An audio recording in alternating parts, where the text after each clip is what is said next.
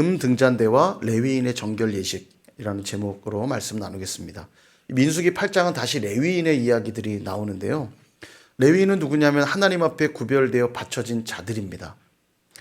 그래서 오늘 그들의 정결식과 사역 연한이 8장에 나오는데 오늘 읽은 본문은 레위인의 봉헌식이에요. 그러니까 레위인들을 하나님께 올려드리는 봉헌식이 진행되고 있거든요.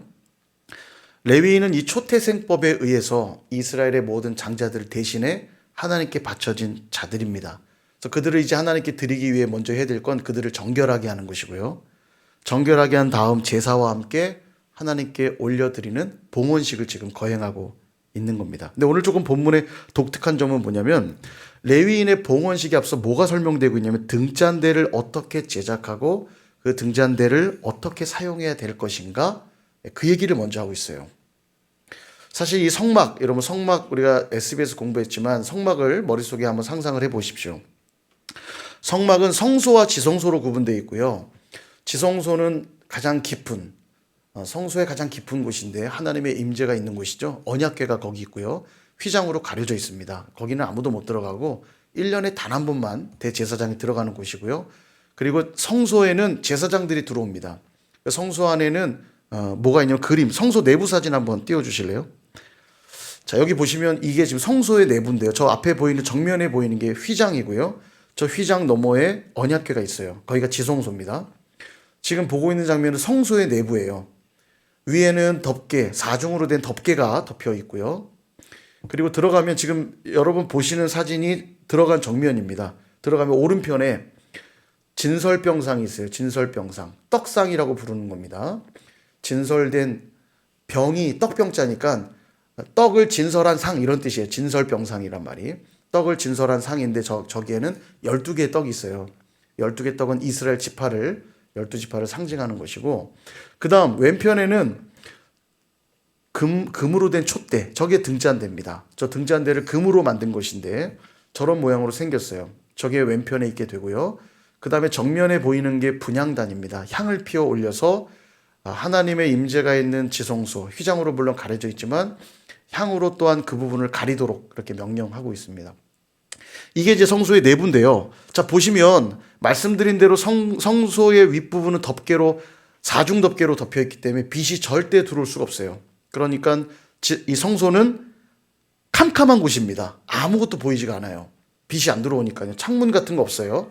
그런데 이때 보시다시피 금촛대가 있어서 저기에 불을 붙이게 되면 성소가 밝혀져요. 그러니까 등잔대의 역할은 성소를 환하게 밝히는 역할을 하는 겁니다. 이것을 왜 레위인의 봉헌식에 앞서서 등잔대 얘기를 하고 있는가? 아마도 레위인의 봉헌과 관계되어 중요한 뭔가 메시지를 주시고자 하는 것이라 볼 수 있겠죠. 자, 오늘날의 레위인은 누굴까요? 오늘날의 레위인은 기능적으로는 삶의 전부를 헌신한 전임 사역자들이라고 말할 수 있습니다. 기능적으로는요. 아침부터 저녁까지 교회에서 봉사하니까요. 기능적으로는 전임 사역자들이 레위인이라 할 수 있지만 영적으로는 누구냐면 예수 그리스도를 믿는 모든 이들이 레위인입니다. 왜냐하면 여러분 교회라고 하는 단어 에클레시아 여러 번 설명드렸죠. 에클레시아란 말은 무엇 밖으로 불러내다 이런 말이에요. 그러니까 교회는 뭐냐면 세상으로부터 불러낸 자들의 모임이 교회입니다. 특별하게 선별돼서 구별된 자들이 교회예요. 그러니까 예수를 믿어 구원받은 저와 여러분이 바로 레위인처럼 거룩하게 구별된 자들인 거죠. 그래서 우리는 영적으로 레위인들입니다. 동의하십니까? 믿으십니까? 여기 정말 예수님 믿어 구원받았다는 확신이 있다면 여러분들은 영적 레위인들이에요. 그래서 오늘 본문을 통해 영적 레위인 된 저와 여러분에게 주시는 은혜를 세 가지로 정리해서 나누려고 합니다. 첫 번째는 레위인으로서의 삶의 중요한 첫 번째는 순종으로부터 시작된다는 것입니다. 1절을 보시면 여호와께서 모세에게 말씀하여 이르시되 이렇게 시작하죠. 그러니까 1절 이후에 기록된 모든 말씀을 누가 한 말이란 얘기예요? 여호와가 하신 말씀이란 얘기입니다. 모세가 한 말 아니고 어떤 사람이 한 말 아니고 어떤 사람이 고안해낸 말들 아니고 우리 하나님의 말씀이다. 이걸 강조하고 있는 거예요. 그러니 뭐 해라? 순종해라. 이거 사람의 말이 아니고 사람이 고안해낸 거 아니니까 순종하라. 그 말이에요. 민수기의 중요한 신학적 주제가 바로 이것이라고 그랬죠. 예, 순종입니다. 순종. 광야는 어떤 땅이냐면 하나님 말씀에 순종해야만 통과할 수 있는 땅이고요. 약속의 땅은 어떤 곳이냐면 하나님의 말씀에 순종해야만 허락되는 땅이에요. 이게 민수기의 신학적 주제입니다. 예, 순종하는 자들이 어떻게 그 땅에 들어가며 순종하는 자들이 어떻게 광야를 통과하며 그거 보여주는 이야기예요. 우리가 알다시피 얼마 지나지 않아 이제 큰일이 벌어지죠. 정탐꾼들이 가서 보고 와서는 불순종의 믿음 없는 말들을 쏟아놓자 그들은 광야에서 다 죽게 됩니다. 광야도 통과할 수 없었고 약속의 땅에도 들어갈 수 없었죠. 이게 민수기가 보여주는 메시지예요. 그러므로 순종은 너무너무 중요한 가치입니다. 아무리 강조해도 지나치지 않아요. 아니 목사님 또 순종 얘기하네. 그럴 수밖에 없어요. 순종은 너무 중요한 가치거든요. 광야 같은 이 세상 어떻게 여러분 통과하실래요? 하나님 말씀에 순종할 때만 통과할 수 있습니다. 예. 약속된 하나님의 나라도 누구에게만 허락된다고요? 하나님께 순종하는 자들에게만 허락돼요. 여러분의 가정이 하나님 나라 되길 원하십니까? 안 원하세요? 여러분의 일터가 하나님 나라 되기를 소망하십니까? 여러분의 학교가 또 선일교회가 하나님 나라 되기를 소망하시죠? 그럼 다른 길이 없어요. 여러분의 좋은 아이디어, 좋은 이벤트가 필요한 게 아니라 1차적으로 순종이 필요해요. 순종. 하나님 말씀에 순종할 때 그곳이 하나님의 나라가 되고요. 광야 같은 인생길도 넉넉히 통과할 힘을 얻게 되는 겁니다. 2절도 보세요. 아론에게 명령을 합니다. 뭐라고 하냐면 등불을 켤 때에는 7 등잔을 등잔대 앞으로 비추게 할지니라. 그리고 아론은 그대로 순종해요. 4절도 그렇습니다. 4절도 보면 등잔대는 어떻게 제작하는지를 부연 설명을 하고 그 다음에 뒷부분에 이렇게 나오죠. 보이신 양식을 따라 만들었더라. 명령하신 그대로 만들었대요. 계속 말씀에 순종하고 있는 모습을 보여주죠. 선일교회가 올 한해 주제가 뭐죠? 여호와를 위하는 선일의 300용사잖아요. 300용사가 어떤 자들이라고 말씀드렸습니까? 마음과 태도가 준비된 자들. 그 어떤 것도 두려워하지 않고 오직 여호와를 두려워하는 자여야 하며 또 그 태도는 어떠한 명령에도 어떠한 환경에도 순종할 준비가 되어 있는 자들. 그들만 데리고 싸우시겠다는 거예요. 비록 300명밖에 안 돼도 괜찮으니 그런 자들만 내가 들어 쓰겠다. 그런 자들만 데리고 싸우겠다. 13만 5천 명이 와도 상관없다. 왜냐하면 하나님 싸우시니까. 어떤 자들만 그 싸움에 동참할 수 있냐면 마음과 태도가 준비된 자들. 그들이 순종하는 자들입니다. 사랑하는 선일의 300용사 여러분, 늘 순종하기 위해 준비되어 있으시기를 축복합니다. 이리 재고 저리 재면서 순종을 미루거나 핑계하지 마시고 즉각 순종할 수 있는 영적 레위인들이 다 되시기를 축복합니다. 두 번째는요, 레위인으로서의 삶은 등잔대 등불 앞에서 살아가는 자들이어야 합니다. 예, 이 무슨 얘기냐면 3절을 보시면 아론이 그리하여 모세가 명령한 대로 했다는 얘기예요. 순종하여 아론이 그리하여 등불을 켰는데 등잔대 앞으로 비추도록 켰다. 이렇게 말하죠. 등잔대 앞으로 비추도록 켰다. 자, 등잔대 그림 한번 보여주실래요? 예, 이게 이제 등잔대입니다.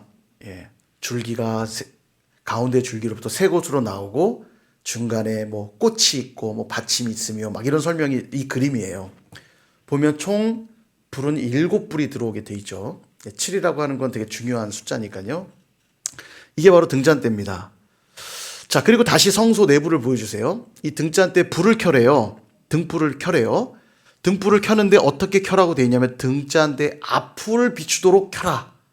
여러분 보세요. 아까 제가 성소 내부는 컴컴한 곳이라고 그랬잖아요.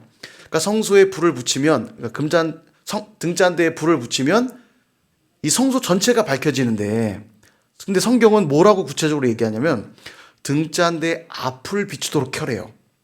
예, 그러니까 뭔가 의도하고 있죠. 불을 켤 때 어디를 비추라고 얘기하냐면 등잔대 앞. 그러니까 정확히 직역하면 등잔대 앞 맞은편을 비추래요.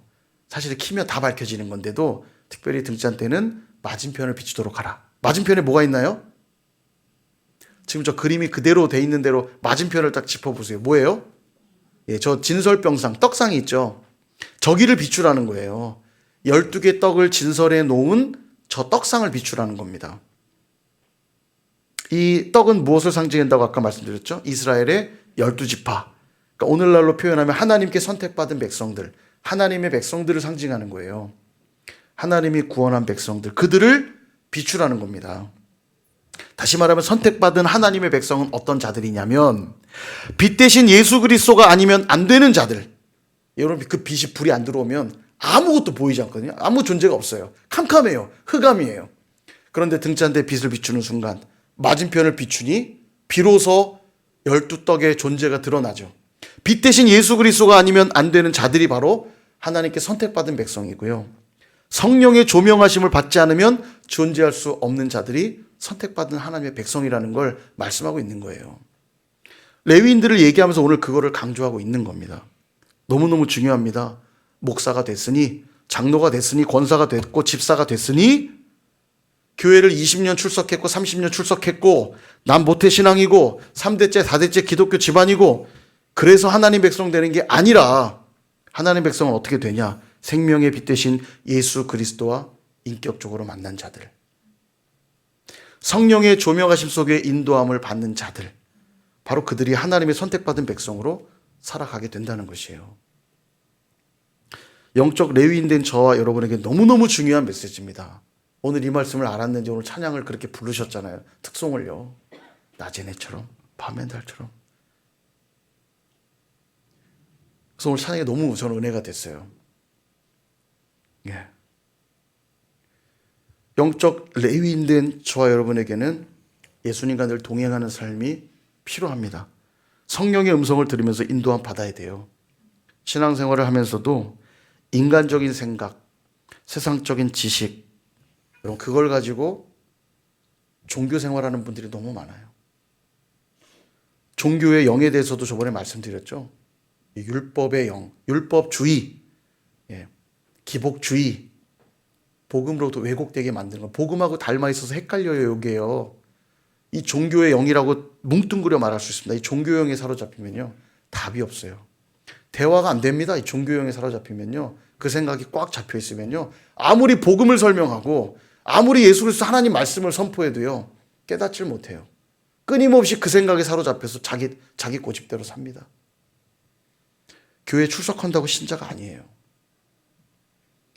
빛 대신 그리스도와의 인격적 만남이 있는가? 오늘도 성령의 인도하심을 받고 있는가? 그것이 너무너무 중요합니다. 성경에 보면 교회 문제를 가지고 세상의 재판관들을 세우지 말라고 얘기하거든요. 여러분, 오늘날 교회가 얼마나 많이 세상 법정 가서 재판하시는지 아세요? 요즘은요, 변호사들이랑 블로그에요, 교회를 상대로 그 홍보하는 블로그 글이 되게 많아요. 재판을 하도 많이 하니까요. 검색해보세요. 집에 가서요. 공동의회, 재직회 이런 거 검색하면요, 대부분의 그 글들은 누가 쓴 글이냐? 변호사들이 쓴 글입니다. 거의. 공동의회란 이런 건데 이런 문제 생기면 이렇게 해결할 수 있습니다. 변호사들이 자기 홍보하는 글 쓰는 거예요. 저번에 어떤 교회에 이런 문제가 있어서 이렇게 해결했고 자기한테 의뢰하라는 거죠. 이런 글들이 무지 많아요. 교회 안에서 해결이 안 되니까 어디 가요? 세상 법정 가는 거 아닙니까? 세상 법이 필요 없다는 뜻은 아닌데요. 왜 세상 법정에 세우지 말라고 말씀하시냐면, 우리는 세상 법보다도 하나님 말씀과 성령의 인도하심이라고 하는 더 높은 수준의 법이 있으니 세상 법정까지 가는 추태를 부리지 말란 얘기예요. 왜 재판까지 가죠? 양보하지 않으니까. 내가 옳으니까. 쟤 밟아줘야 되니까. 자, 여러분, 교회 안에서는 제발 법하지 않았으면 좋겠어요. 법법. 주여, 정말요. 이거 제일 법법 많이 하는데 어딘 줄 아세요? 노예. 목사님, 장로님들만 모여있는 곳. 법. 은혜 없어요. 은혜가 어디 있어요. 법. 예. 물론 제가 좀 극단적으로 표현하는 부분은 있어요. 법이 필요 없다는 뜻은 아닙니다. 법이라고 하는 기준, 울타리들이 어느 정도 필요하지만, 어쨌든 교회 안에 정말 적용돼야 될 법이 있다면 은혜법이에요. 은혜법. 교회 안에 자꾸 문제가 생겼을 때 은혜로 해결되지 않는다면 이거 되게 심각한 거예요. 뭘 반증하고 있는 거냐면, 내가 예수님의 생명의 빛이 조명받지 않고 있다는 뜻이고요, 성령의 조명하심 받고 있지 않다는 얘기입니다. 성경을 보세요. 어디 그렇게 얘기하세요? 세상은 용서할 수 있는 실력이 없고 양보할 능력이 없으니까 그렇다 칠게요. 세상은 그걸 못하니까 세상 법정 가서 물어뜯고 싸우는 거 아닙니까? 근데 우리는 성령의 인도함 받는 수준 높은 존재들이잖아요. 하나님의 영원하신 하나님의 말씀을 받은 수준 높은 자들이잖아요. 오죽하면 예수님 뭐라고 얘기하시냐면 하나님의 말씀을 받은 자들을 신이라 하였거늘, 성경이 그렇게 말했다는 거예요. 신이라는 말이 뭐냐면 하나님의 아들이란 얘기예요. 하나님의 말씀을 받은 자들을 하나님의 아들이라 성경이 부른다는 거예요. 예수님 말씀입니다. 그만큼 세상과 비교하면 영적으로 굉장히 수준 높은 자들이에요. 신과 같은 존재입니다. 하나님의 아들이에요. 어떻게 할 때만 이게 성사돼요? 빛 대신 예수 그리스도 앞에 드러날 때, 성령의 인도하심 받고 성령의 조명하심 속에 살아갈 때. 그 한마디 한마디 막 할 수 있겠습니까? 성령님이 내 안에서 역사하시는데 쌍욕을 하면서 막 살 수 있겠냐고요. 예. 자기 욕심을 주장하며 살 수 있겠냐고요. 성령님이 내 안에 역사하시는데. 성령님이 그게 너의 짐이다. 욕심을 내려놔라. 낮에 내처럼 밤에 달처럼 그렇게 살 수 없겠니? 성령님이 말씀하시는데 어떻게 그 짐을 지고, 필요 없어요. 성령 비키세요. 이거 내가 들고 갈 수 있으니까. 어떤 책에서 그런 얘기 하더라고요. 광야는 하나님께, 하나님만이 복임을 깨닫고 하나님 앞에 인도함 받는 곳이라고. 근데 광야에서 자꾸 하나님이 인도하시는 걸 구하지 않고 돈 달라고 얘기하고 집 달라고 얘기하고, 광야에서요. 광야는, 가나안 땅과 광야는 다른 곳입니다. 가나안에 가서는 농사도 지어야 되고요. 더 많은 소유들을 갖는 곳이 맞지만 광야라고 하는 곳은 그런 곳이 아닌데도 하나님 앞에 광야 훈련을 받으면서도 자기를 채우는 곳에만 급급해 있는 자들이 있다라는 거예요.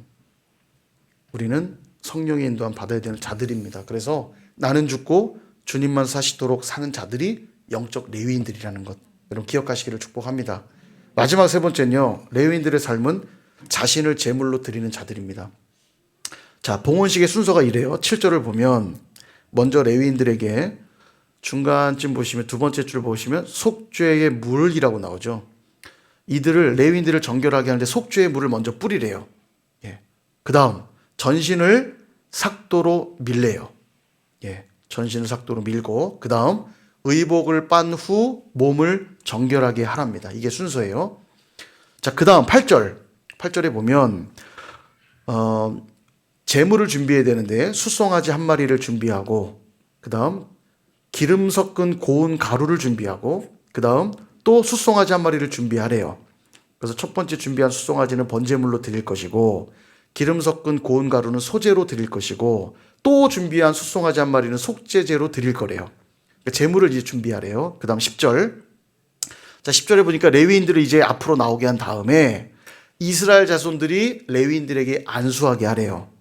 이 안수는 전가의 원리라고 여러 번 말씀드렸죠. 안수를 하는 순간 그 사람들이 안수 받은 사람에게 전가되는 겁니다. 그러니까 그들을 대표하게 되는 거죠. 아마도 이스라엘 모든 백성들이 다 나와 안수한 건 아닐 것이고요. 앞서 레위기 말씀, 민수기 말씀을 계속 본 대로 이스라엘의 지파 지휘관들, 각 지파를 대표하는 지휘관들이 대표로 아마 안수했을 것으로 생각이 들어요.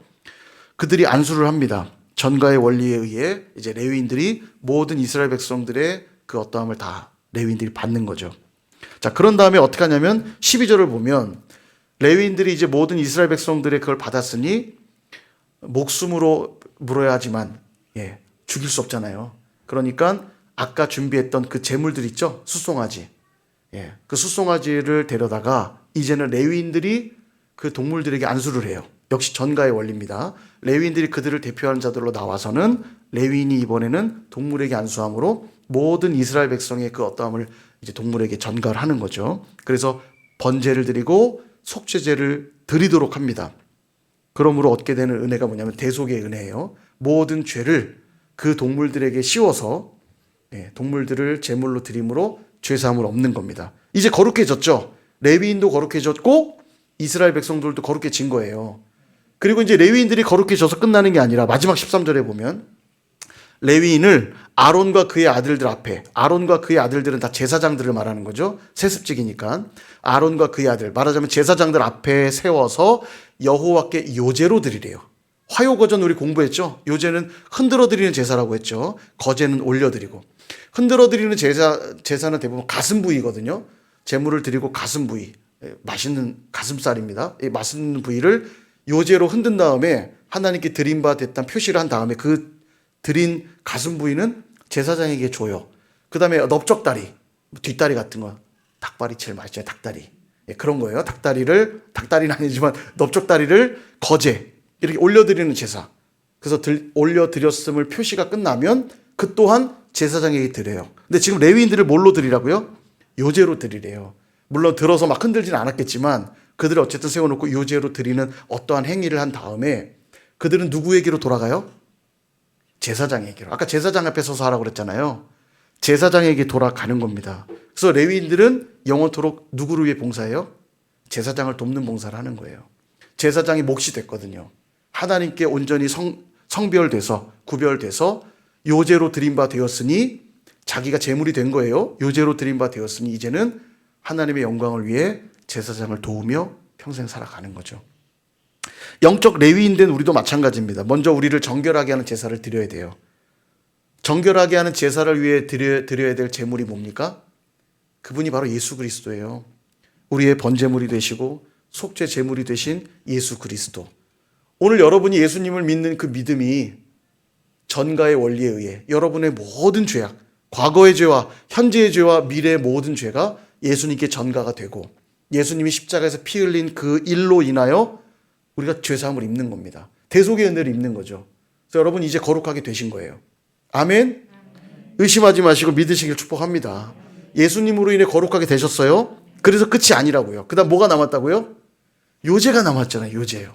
여러분이 영적 레위인이라면 마지막 여러분 자신을 하나님 앞에 요제로 드리셔야 돼요. 나를 제물로 드리는 일이 필요합니다. 그러니까 내 자신이 속죄제로 드려지는 건 아니에요. 내 죄를 속하는 건 이미 나는 더럽고 흠 있는 존재여서 나로는 죄사함을 입을 수가 없어요. 그래서 예수님이 나의 죄를 대신해 죽으신 것이고 이제 그분으로 인해 거룩하게 되었으므로 평생 나는 요제로 드려져 하나님의 영광을 위해 살아가는 겁니다. 로마서 12장 1절은 우리에게 이렇게 말씀하는데요. 이 말씀 같이 한번 읽어보겠습니다. 시작. 그러므로 형제들아 너희 몸을 하나님이 기뻐하시는 거룩한 산 제물로 드리라. 이는 너희가 드릴 영적 예배니라. 아멘. 어떤 것을 산 제물로 드리라고요? 너희 몸을 제 몸 아니고 내 몸. 여러분을. 이 몸이라고 하는 건 육신만 가리키는 게 아닙니다. 내 마음, 내 인격, 내 삶, 내 영혼까지. 나의 전부를 탈탈 털어서 제물로 드리래요. 죽은 제물, 산 제물? 산 제물이어야 됩니다. 죽은 제물은 안 돼요. 내가 20년 전에 기가 막혔지. 20년 전에 내가 강대상 붙잡고 진짜 강대상 뽑는 기도했지. 소나무 기도원 가서 소나무 내가 몇 개 뽑았지. 그 자랑하는 분들이 있어요. 소나무 뽑았다고. 어쩌라고요? 소나무 뽑아서. 과거만 자랑하는 그런 신앙 말고요. 또 내 의만 드러내는 그런 교만한 신앙 말고요. 기약 없는 내일, 난 언젠간 하나님께 헌신할 거야. 난 언젠간 주님의 위에 살 거야. 기약 없는 내일만 되뇌이는 그런 신앙도 안 돼요. 이게 다 죽은 재물입니다. 쓸모없어요. 산재물 드려야 돼요. 오늘을 살아내되 헌신 언제예요? 지금. 그렇죠? 언제 나를 드려요? 지금요. 지금요. 살아있는 지금 내 자신을 드리는 거예요. 여러분 가정에서도 그렇게 적용해 보세요. 여러분 가정에서 살아가면서 예배할 순간은 언제입니까? 예, 바로 그 지금이에요. 지금. 남편을 대할 때, 아내를 대할 때 어떤 마음으로 대해야 돼요? 예배하는 마음으로 드리는 겁니다. 예배하는 마음. 주님께 하듯. 일할 때도 마찬가지고요. 교회에서 섬기고 봉사할 때도 마찬가지입니다. 그 산제물로 드리라는 거예요. 산제물로. 주님이 나를 거룩하게 했으니 주님 나를 받아주소서. 나를 요제로 드리는 거예요. 사랑하는 여러분, 나를 드리지 않고 진실한 예배, 진실한 기도는 불가능합니다. 그런 건 없어요. 나를 드리지 않고 유체 이탈해서 드려지는 예배와 기도가 어디 있겠어요? 나를 드리는 순간 산 제물로 드려야 되니까 살아있는 목숨을 끊는 이 제물로 드리려면 목을 따야 되잖아요. 나를 드리려면 당장은 죽는 것처럼 보이고 고통스럽게 느껴질 수 있어요. 그러나 그 길은 죽는 길이 아니라 사실은 영원히 사는 길입니다. 진짜 평안을 누리는 길이고요. 진정으로 생명 얻는 길이에요. 오늘 이 밤에도 나의 마음, 나의 인격, 나의 삶, 나의 영혼 전부를 주님께 내어드리면서 기도할 수 있기를 축복합니다. 여러분 마음을 쏟아 놓으십시오. 그리고 울부짖어 기도하세요. 주님만 자꾸 구해보세요. 그럴 때 오늘 하나님의 놀라운 역사가 우리 가운데 충만하게 일어나게 될 줄로 믿습니다. 아멘.